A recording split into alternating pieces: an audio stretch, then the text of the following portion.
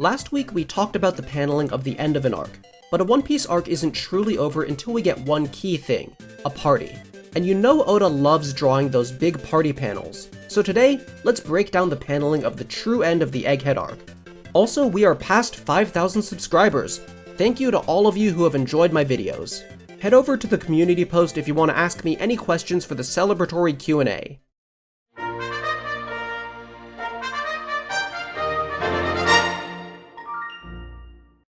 How do you make a character feel hidden while making sure readers don't miss them?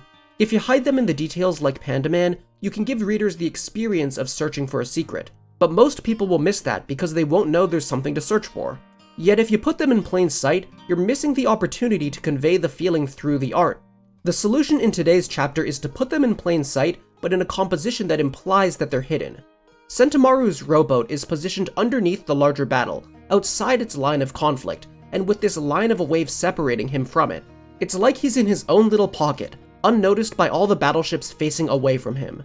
But you can't miss him because he's a little black splotch of ink in the middle of a blank white section, and because the eye has to pass over him on its way to the next panel, after crossing the image along its main line.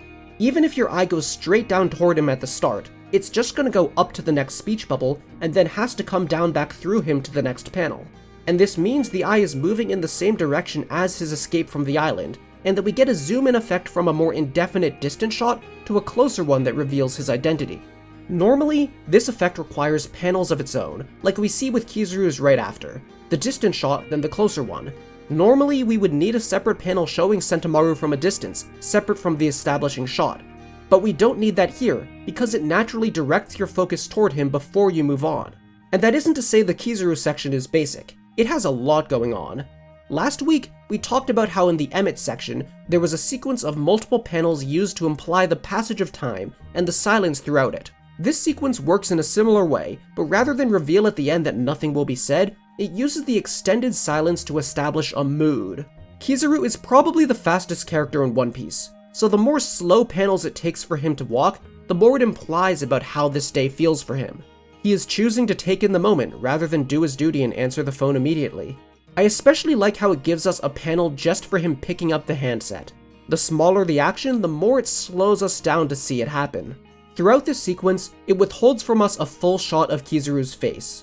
We get distant shots without enough detail to see his feelings, a shot from the back, and shots of the lower half of his face where his glasses cover his eyes. It's only as the flashback begins that we see his eyes. The flashback itself is a bit cramped and mostly just jumps around from scene to scene, but we do need to talk about its last panel.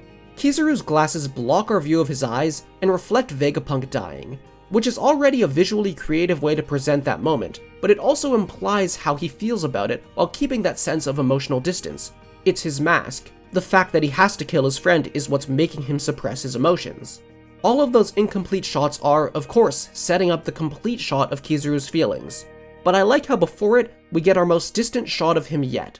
Contrast is everything, and in that visual intuitive way, contrasting the close-up with a far shot makes it hit even harder to jump toward his feelings.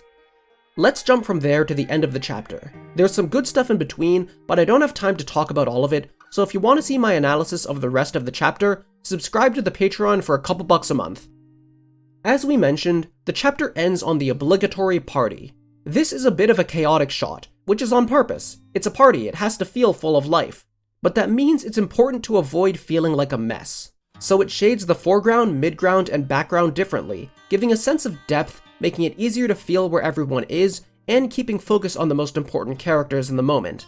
And of course, it's full of subtle lines to direct the eye. Coming up from the bottom right, the eye is led up by Robin's arms and legs, and by a lot of the other outstretched arms. They take us to the center, to Luffy, who stands out with this subtle triangular shape, and the eye moving up matches the motion of how he's jumping into the air. But the panel can't let us keep going in that direction, so it puts a barrier in our path with Sanji, using his arm to direct us up and to the right. That way we can then read the speech bubbles from the start, and it directs us along that way with Brook, the barrels, and the general positioning of the giants. And after that, the eye just happens to run into Jinbei, who leads us back down to the bottom right to the final panels below. He and Robin are positioned so they lead the eye, yet also frame the image with their dark foreground shading. They're the window through which we look to see the others. Your experience with this panel is essentially to look into a crowd full of happy, partying people from the perspective of Robin. Why from her perspective? Because we're setting up that she's going to meet Saul again. Saul, the one who taught her that she's going to meet people that make her happy. And here we're seeing evidence that he was right.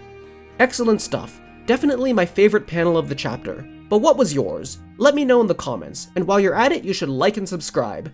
By the way, if you haven't seen them before, my friend Chris compiles data on how many times each character appears in a panel. They just posted the numbers for the Egghead arc, so check out their post on that if you're interested.